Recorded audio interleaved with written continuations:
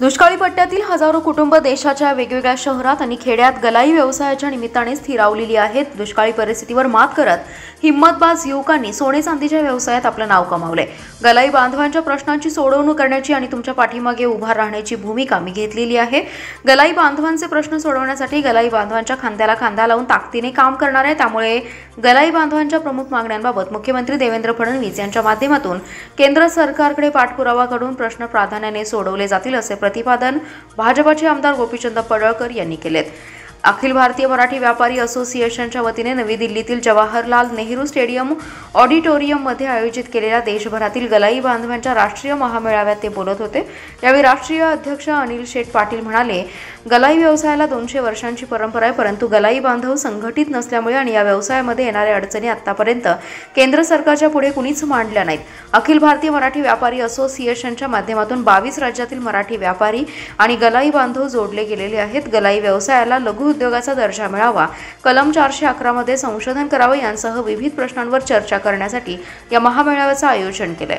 गलाई व्यवसायाला केंद्र सरकारकडून सूक्ष्म आणि लघु उद्योजकाच्या विभागामध्ये दर्जा मिळावा यासाठी मागणी केली आहे। तसेच गलाई व्यवसायाला स्मॉल रिफायनरीचे लायसन्स मिळावं यासाठी केंद्र सरकारकडे पाठपुरावा करत आहे। आमच्या मागण्या जोपर्यंत मान्य होत नाहीत तोपर्यंत आम्ही ताकदीने संघर्ष करणार असल्याचं त्यांनी सांगितलं। महाराष्ट्र आणि देशातले सगळे गलाई बांधव इथे एकत्रित आलेले आहेत आणि अनिल शेठनी मगाशी बाहेर देताना सांगितलं की आम्हाला कशा पद्धतीने वेगवेगळ्या एजन्सीचा त्रास होतोय आणि अत्यंत महत्वाचे रोज कुणातरी फोन येत राहतात। आपल्या दुकानदार मंडळींचे सेठ लोकांचे इथे असं पोलीस आले, आम्ही त्यांचं सोनं घेतलं नाही तरी पण ते आम्हालाच अरेस्ट करायला लागले, आमच्याकडून सोनं वसूल करायला लागले। 100 ग्राम तिथं रेकॉर्ड असलं 1-1 किलो जरी वसूल केलं तर त्यांची वसुली चालूच आहे। असे अनेक प्रकार तिथे घडतायत। कारण आता सगळ्यांना माहित आहे की दुकानदार जरा मालामाल माणूस आहे, ह्याला पकडला का काहीतरी आपल्याला फायदा होतोय आणि म्हणून तुमच्या सगळ्या भावना राज्याचे मुख्यमंत्री माननीय देवाभाऊ यांच्या माध्यमातून आपण केंद्र सरकारकडे त्या तुमच्या सगळ्या सूचना जशाच्या तशा पाठवण्याचं काम करण्याच्या दृष्टिकोनातून मी इथं आलोय। आपलं काही राजकीय स्टेज नाही, आपलं हे काही राजकीय स्टेज नाही, पण तुम्ही सगळे राजकारण केल्याशिवाय गप्प बसत नाही हे पण मला माहित आहे।